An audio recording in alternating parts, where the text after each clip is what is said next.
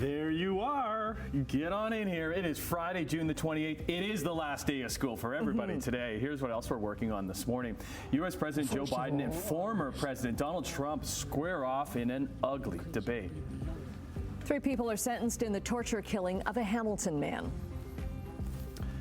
And with it being the Canada Day long weekend, police are warning people to stay safe on the water.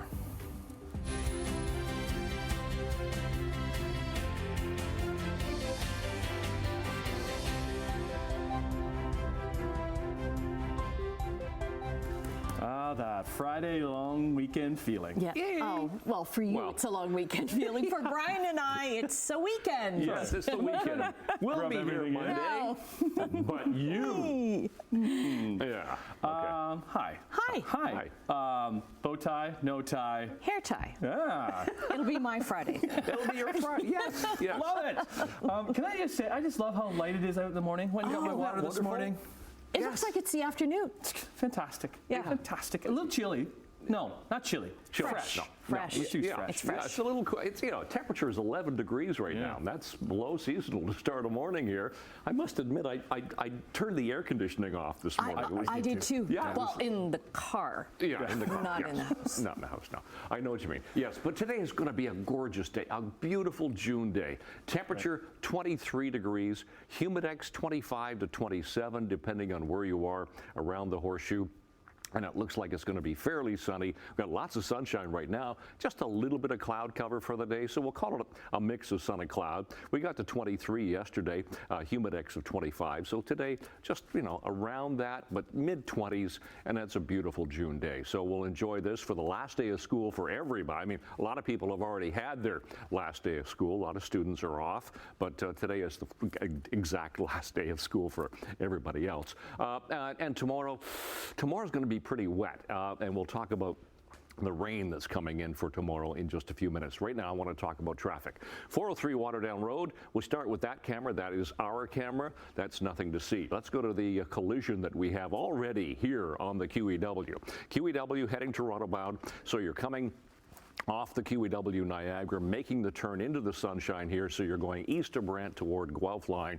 Wow, all of a sudden we've got all kinds of emergency vehicles here. Wow, it's a couple of vehicles in a collision, and they've blocked off the left shoulder and the left lane. Now we have an ambulance, we have fire, we have police on the scene here, as you can see. So we've got a couple of lanes blocked. Actually, 2 left lanes now are blocked with police vehicles there. That is the only problem we have this morning. Everybody else, the collision, the volume is just starting to build a little bit, but we're moving fairly nicely. That's the only situation we have. We'll keep our eye on that. We'll look at the forecast for the long weekend coming up in a few minutes. Right now, the news. All right, thanks, Brian. We start down south because former U.S. President Donald Trump's campaign team, they are claiming victory over President Joe Biden in their first election debate of this campaign. Here's how each other reacted to a question about their ages.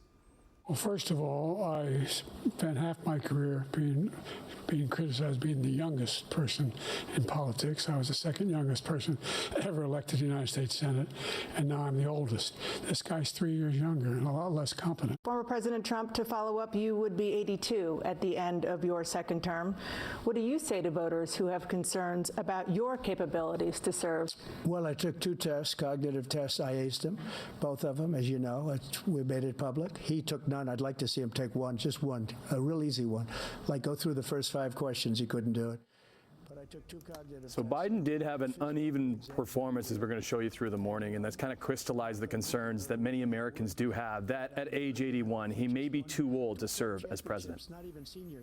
2 regular club. Closer to home, 3 people convicted in the torture death of a Hamilton man have been sentenced in a case that the judge described as being stark and horrifying. Robin Cove, Daniel Holland, and Madeleine Paternal all pleaded guilty to manslaughter in the death of Tommy Huang. It happened in his then-girlfriend's East Hamilton apartment in February of 2021. Holland was sentenced to 7 years in jail. Huang's girlfriend at the time, Paternal, sentenced to 5.5 years, and Cove received a sentence of just over 5 years. Huang was beaten and tortured and had several injuries that led to his death: a slashed throat, a fractured skull, stab wounds, and bite marks. He was found with his hands bound by duct tape. A fourth person, Jason Long, pleaded guilty to second-degree murder. He was sentenced to life in prison last month. The Hamilton Police Service Board has approved a hefty investment for body cameras. The board has approved spending just under $10 million over the next 5 years for 500, that is, body cams. The board has already voted to hire 5 digital evidence management clerks, a support technician, and a new sergeant to coordinate this whole program. Hamilton Police say the cameras can offer an unbiased view of interactions between police and the public. Community advocate Kojo Damptey says there are other issues.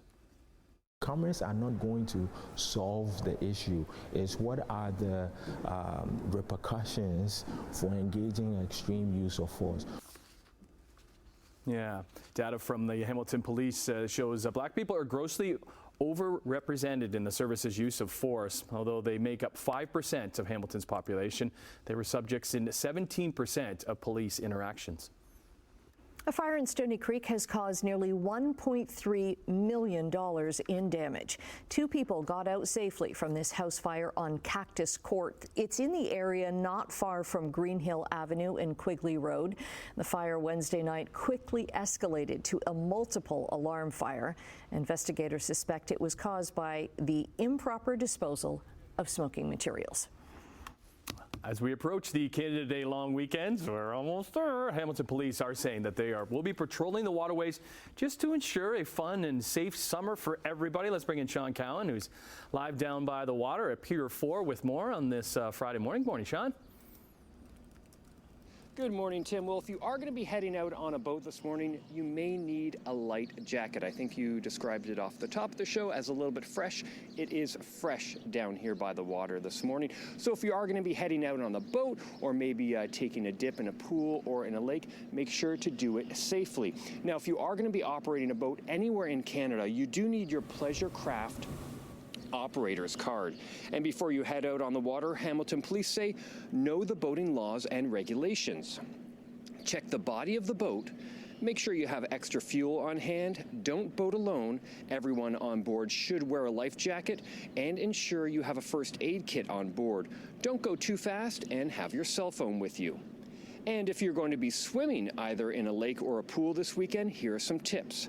Especially for young ones, drowning is one of the leading causes of unintentional death for children ages 1 to 4, according to Hamilton Police. If you have a backyard pool, ensure that you have adequate barriers in place surrounding the pool. Make sure children are supervised at all times. If you leave even for a moment, it can be enough time for a child to drown. If you're in a lake swimming, make sure to keep an eye on the current and the waterways because they can change fast. So there are some options this weekend. You can go on a boat ride. Maybe you're going to be taking a swim. Another option is if you want to fish. According to the Government of Ontario, you don't need a license between June 29th and July 7th. So a few options to have some fun this weekend. Annette, I'll send it back inside to you. Okay, thanks very much. And firefighters have a reminder about the safe use of fireworks this weekend. The Canadian Association of Fire Chiefs says fireworks are still explosives and they're dangerous when the conditions are hot and dry. Last year, over 700 fire departments across Canada responded to at least one call because of fireworks mishandling. Their warning follows wildfires in Alberta, Manitoba, and British Columbia, fueled by temperatures getting close to 30 degrees. The president of the Fire Chiefs Association is calling for a national strategy now to address human-triggered fires, including those caused by fireworks. And the OPP have launched a road safety campaign for the long holiday weekend. Today through Monday, an increased amount of officers will be out on the roads. They'll target speeding and impaired, aggressive, and distracted driving. They'll also be watching for seatbelt use. All right, Sportsline time. Big weekend of baseball down at the Dome as the Blue Jays welcome the Evil Empire to town, who, despite sitting atop the AL East, have struggled as of late. And a Jay who has struggled all season could be coming alive. Springer hits it a long way to left field. It is gone! George Springer, whose dismal season is starting to see some signs of life, kicked off a great night for the Jays as that 3-run homer in the first put them up 5-0 before the Yankees even recorded an out. continued in the very next inning as he would hit another 3-run homer. This one made it 8-0. Springer finished with 6 RBIs and 2 homers. Vladdy Jr. also heating up a bit. He hit number 11 of the year, all part of a 9-2 shellacking of the Yankees. The kickoff a 4-game series, so they're back at it tonight with a familiar face in the mound for New York. Marcus Stroman, former Jay, on the bump against Yusei Kikuchi. Sean White has hit 27 in a row, a 42-yard field goal to win it!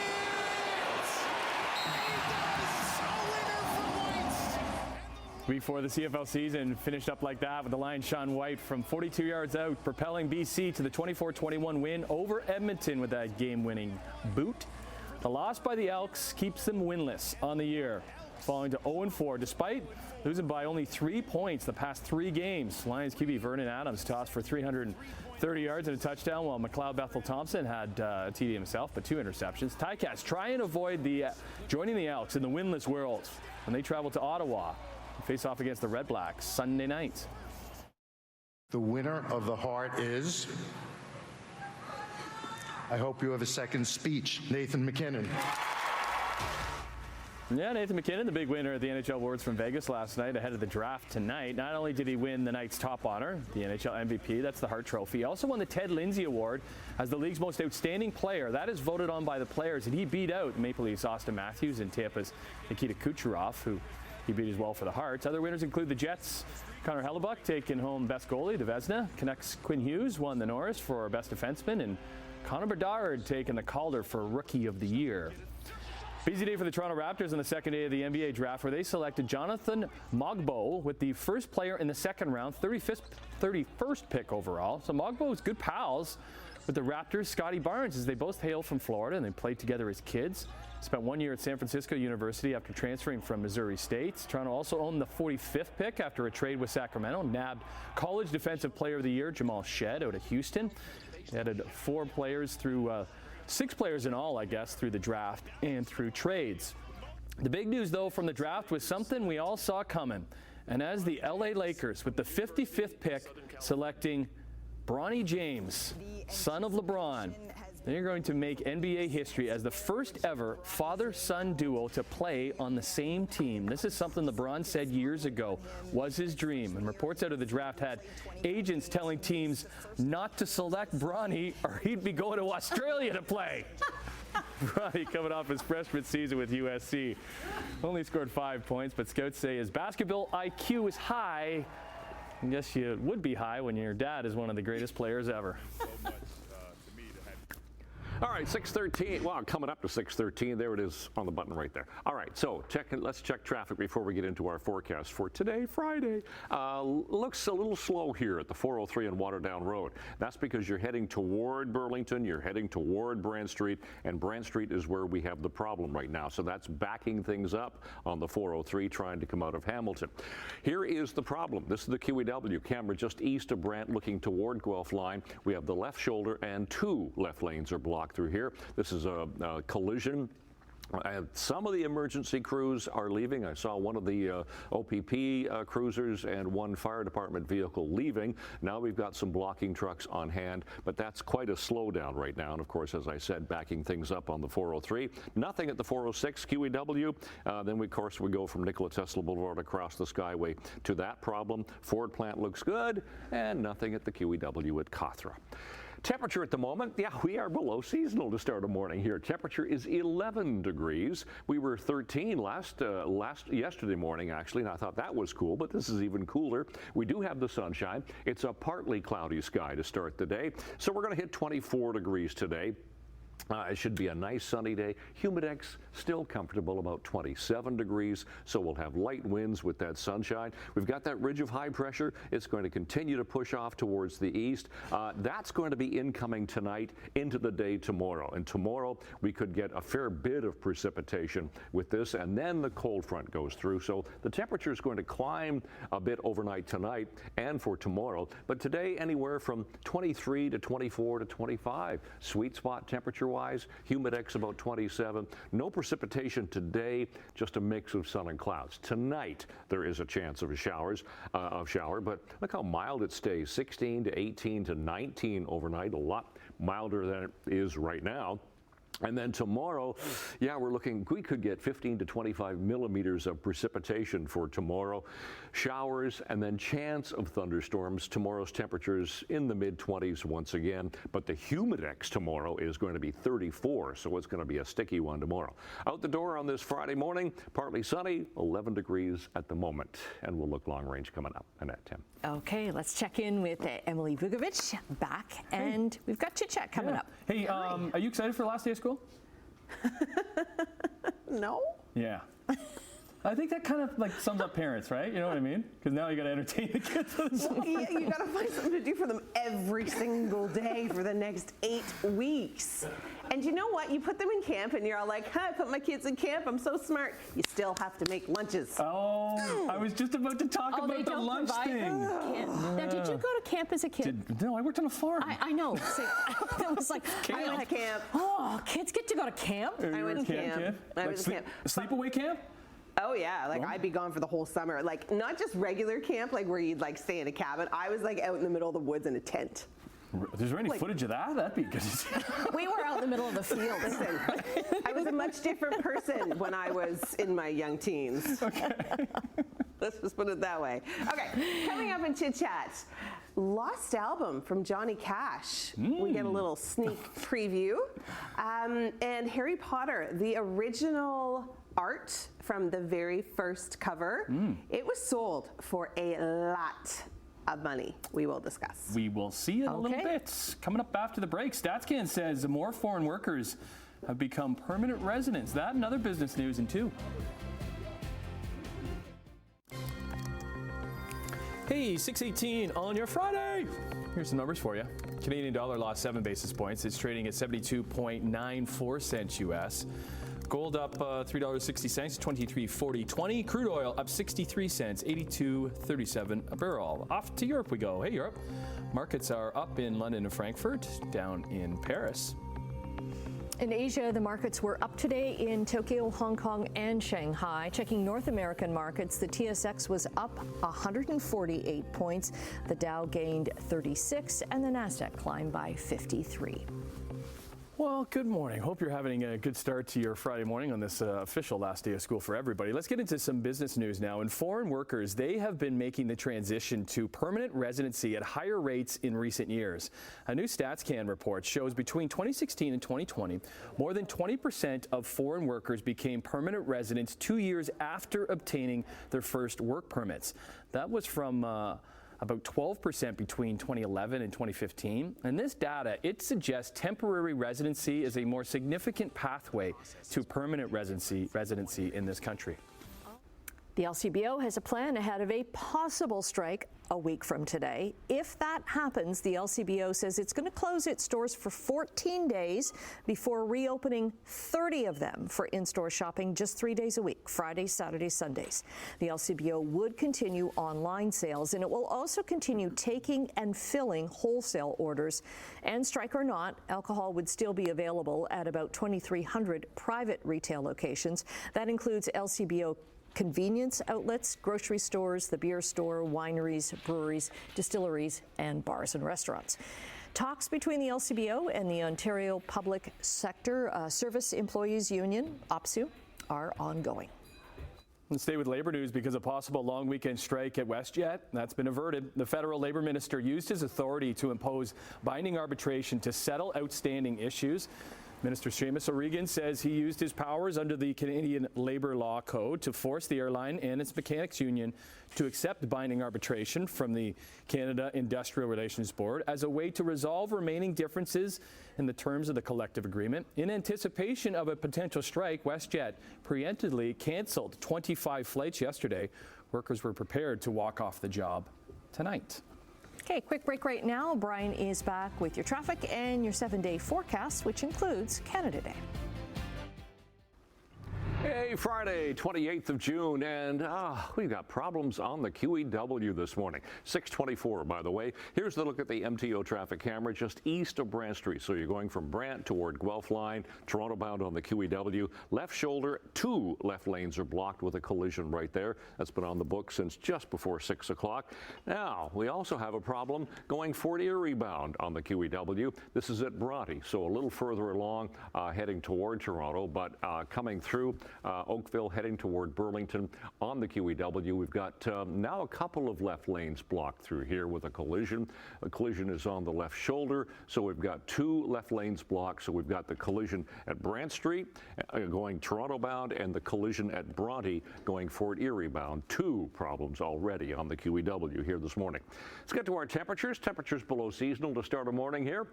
We do have the sunshine with us, 11 for Hamilton, 12 Grimsby, Toronto, and Mississauga. When we talk seasonal temperatures, here's what they are: 14 for the overnight low and 26 for the daytime high. So we are below seasonal right now, and we'll be below seasonal for the day today, sometimes right there as well. So for school today, for the last day of school today, officially for everybody, last day of school.